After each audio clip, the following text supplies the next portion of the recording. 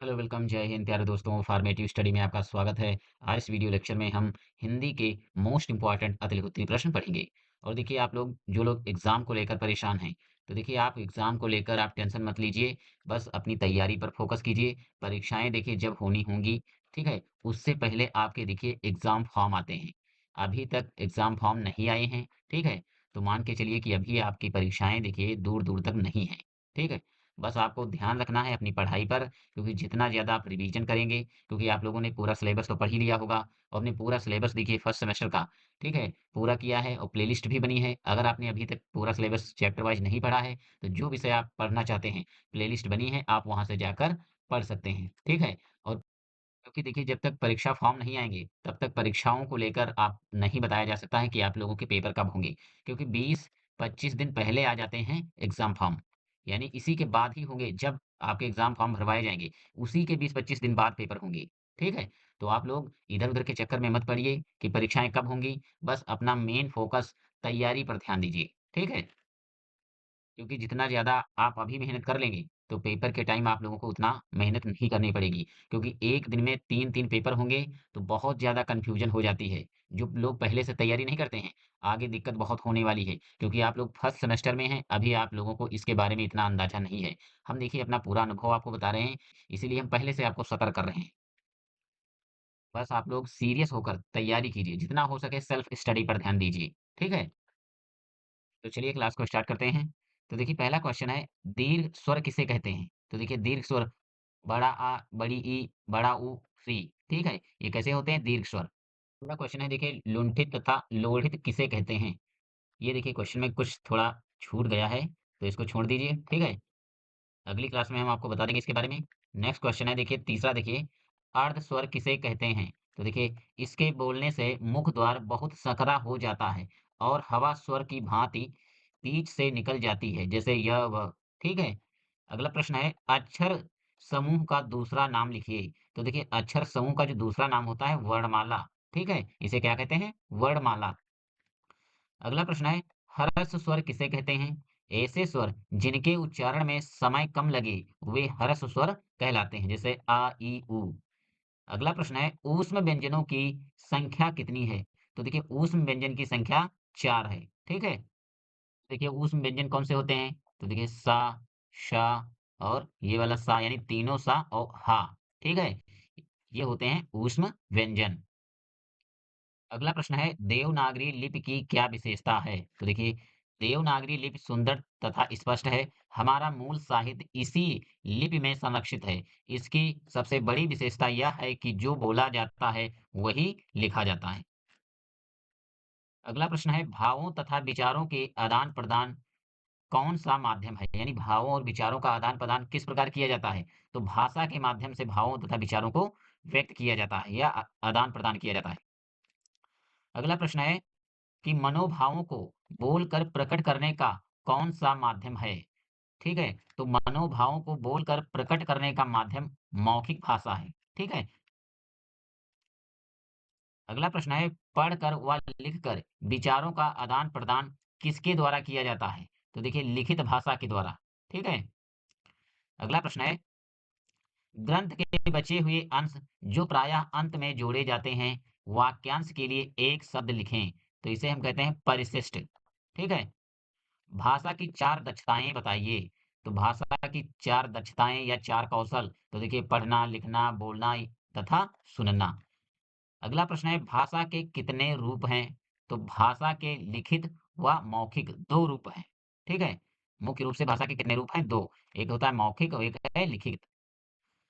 अगला प्रश्न है, भाषा किसे कहते हैं? तो देखिए उत्तर है, लिख कर तथा बोलकर समझाई जाने वाली बातें भाषा कहलाती हैं। ठीक है? अगला क्वेश्चन है, वाक्य को परिभाषित कीजिए। तो देखिए वाक्य में भाव को अभिव्यक्त करने की क्षमता होती है। क्वेश्चन नंबर 16 है, वाक्य के प्रकार लिखिए। ठीक है? तो देखिए वाक्य 3 प्रकार के होते हैं। एक होता है सरल वाक्य, एक होता है मिश्र वाक्य यानी मिश्रित वाक्य और दूसरा तीसरा है संयुक्त वाक्य। वाक्य कितने प्रकार के होते हैं? 3 प्रकार के, सरल वाक्य, मिश्रित वाक्य और संयुक्त वाक्य। ये इंपॉर्टेंट क्वेश्चन है। अगला प्रश्न है, लेखन शिक्षण की 2 विशेषताएँ बताइए। तो देखिए अक्षर शब्द वाक्यों का स्पष्ट स्वरूप प्रस्तुत करना। ठीक है। दूसरी विशेषता है व्याकरण एवं वर्तनी की दृष्टि से शुद्धता। ठीक है। चलिए अगले प्रश्न पर आते हैं। एक सफल भाषा शिक्षक में कौन-कौन से गुण होने चाहिए? तो देखिए, शिक्षक लेखन में निपुण हो, यानी जो शिक्षक है, लेखन उसका कैसा होना चाहिए? अच्छा होना चाहिए। भाषा का पूर्ण ज्ञान हो, प्रभावशाली वक्ता हो, शिक्षण का उच्चारण शुद्ध होना चाहिए। ठीक है? अगला प्रश्न है, अनभिज्ञ तथा मुक्त का क्रमशः विलोम शब्द लिखिए। तो अनभिज्ञ क्या होता है? सुविज्ञ और मुक्त का होता है बंधन। चलिए अगले प्रश्न पर आते हैं। छात्रज्ञ किस प्रकार के व्यंजन हैं? तो ये संयुक्त व्यंजन हैं। कैसे हैं? संयुक्त व्यंजन। ओ, औ का उच्चारण स्थान लिखिए। तो ओ का उच्चारण हम कंठ से करते हैं, औ का ओष्ठ से। ठीक है। अगला प्रश्न है य, र, ल, व किस प्रकार के व्यंजन हैं? तो ये अंतस्थ व्यंजन हैं। ठीक है। अगला प्रश्न है अनुस्वार किसे कहते हैं? अनुस्वार के उच्चारण में वायु नाक से निकलती है और उच्चारण झटके के साथ होता है, जैसे ठंडा, कंचन, जंगल आदि। ठीक है।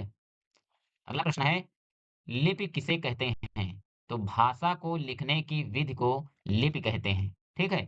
क्वेश्चन नंबर 25 है ऊष्म व्यंजनों की संख्या लिखिए। यानी ऊष्म व्यंजन कितने होते हैं? तो 4 होते हैं। श, श, स, ह। अगला प्रश्न है उपेक्षा और अपेक्षा शब्द का अर्थ लिखिए। ठीक है। तो देखिए उपेक्षा का अर्थ होता है अवहेलना, अपेक्षा का अर्थ होता है आशा। ठीक है, यानी आशा करना। चलिए अगले क्वेश्चन पर आते हैं। अगला क्वेश्चन है सुधा एवं पंकज शब्द का अर्थ लिखिए। तो देखिए सुधा का अर्थ होता है अमृत और पंकज का अर्थ होता है कमल। अगला क्वेश्चन है आकाश शब्द के 4 पर्यायवाची शब्द लिखिए। तो देखिए आकाश के पर्यायवाची गगन, नभ, आसमान, अंबर। अगला प्रश्न है देखिए ओ औ किस प्रकार के वर्ण हैं? तो ये देखिए ओ औ दोनों स्वर वर्ण हैं।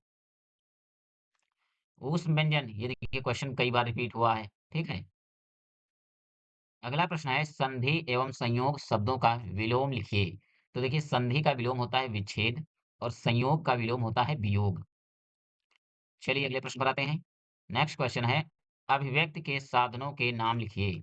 तो मौखिक एवं लिखित। ठीक है। क्वेश्चन नंबर 33 है स्वराघात किसे कहते हैं? तो देखिए उच्चारण में ध्वनियों के आरोह अवरोह को स्वराघात कहा जाता है। ठीक है। अगला प्रश्न है पार्श्विक वर्ण का उदाहरण दीजिए। देखिए इसका आंसर है पार्श्विक वर्ण में मुख द्वार बीच में बंद हो जाता है और वायु दोनों ओर से निकल जाती है, जैसे ला। ये कैसा है? पार्श्विक वर्ण। आर्य और उन्नति का विलोम लिखिए। तो आर्य का विलोम होता है अनार्य, उन्नति का अवनति। अगला क्वेश्चन है कारक किसे कहते हैं? अपादान कारक का चिन्ह लिखिए। तो देखिए क्रिया के साथ जिन शब्दों का संबंध होता है, यानी क्रिया के साथ जिन शब्दों का संबंध होता है उन्हें कारक कहते हैं। ठीक है। अपादान कारक का चिन्ह देखिए अपादान जो कारक होता है उसका कारक चिन्ह होता है से। ठीक है। अगला प्रश्न है वाचन कितने प्रकार का होता है? नामोल्लेख कीजिए। ठीक है। तो देखिए वाचन 2 प्रकार का होता है, सस्वर वाचन, मौन वाचन। ठीक है। तो देखिए सस्वर वाचन इसके अंतर्गत आदर्श वाचन तथा अनुकरण वाचन आता है। देखिए जब हम चैप्टर वाइज शुरुआत में इसका हिंदी पढ़ रहे थे, ठीक है? तो एक चैप्टर हमने पूरा वाचन का ही किया है। यानी एक पूरी क्लास है जिसमें हमने वाचन के बारे में बताया है। तो अगर आप वो क्लास देख लेंगे तो देखिए वाचन से एक भी क्वेश्चन आपका छूटेगा नहीं, चाहे जैसा क्वेश्चन बने। ठीक है? अगला है देखिए मौन वाचन। मौन वाचन के अंतर्गत द्रुत वाचन एवं गंभीर वाचन आता है। चलिए अगले प्रश्न पर आते हैं। हिंदी भाषा में कारकों की संख्या कितनी होती है? ये इंपॉर्टेंट क्वेश्चन है 2024 में पूछा गया था। तो देखिए हिंदी भाषा में 8 कारक होते हैं। कर्ता कारक, कर्म कारक, करण कारक, संप्रदान कारक, अपादान कारक, संबंध कारक, अधिकरण कारक, ठीक है? संबोधन। चलिए अगले प्रश्न पर आते हैं। तो अगला क्वेश्चन है ज्ञ संयुक्त व्यंजन किन व्यंजनों से मिलकर बना है? तो देखिए ज्ञ जो है जा और इया से मिलकर बना है। ठीक है? मौखिक अभिव्यक्ति का क्या महत्व है? तो देखिए इसका उत्तर है मौखिक अभिव्यक्ति विचारों और भावनाओं को स्पष्ट रूप से प्रस्तुत करने, संचार स्थापित करने तथा आत्मविश्वास विकसित करने के लिए अत्यंत महत्वपूर्ण है। अगला प्रश्न है देखिए, लिपि और ध्वनि का आपस में क्या संबंध है? तो देखिए, मनुष्य जिस ध्वनि को बोलता है, उसी को लिखने के लिए चिन्हों का प्रयोग किया जाता है। ठीक है? इस प्रकार ध्वनि और लिपि का आपस में घनिष्ठ संबंध है। नेक्स्ट क्वेश्चन है, अगला क्वेश्चन है देखिए, समुच्चारित शब्द युग्मों का सही अर्थ लिखिए। यानी अनल का लिखना है, ठीक है? अनिल, सकल और शकल, ठीक है? तो अनल का होता है देखिए आग, अनिल का होता है वायु, सकल का होता है संपूर्ण और देखिए शकल का होता है चेहरा, ठीक है? पर्यायवाची या समानार्थी शब्द किसे कहते हैं? तो देखिए, एक सा अर्थ प्रकट करने वाले अनेक शब्दों को पर्यायवाची शब्द कहते हैं, ठीक है? अगला प्रश्न है देखिए, विलोम शब्द किसे कहते हैं? तो देखिए, विपरीत अर्थ देने वाले शब्द विलोम कहलाते हैं। कीर्ति तथा सूरज पर्यायवाची शब्द हैं या नहीं? तो देखिए, ये कीर्ति तथा सूरज ये पर्यायवाची शब्द हैं। अनेकार्थक शब्द क्या हैं? तो देखिए, ऐसे शब्द जिनके एक से अधिक अर्थ होते हैं, उन्हें अनेकार्थक शब्द कहते हैं। अगले क्वेश्चन पर आते हैं। लेखन के प्रकार बताइए। तो देखिए, लेखन के कितने प्रकार हैं? 3 प्रकार हैं। सुलेख, अनुलेख और श्रुतलेख।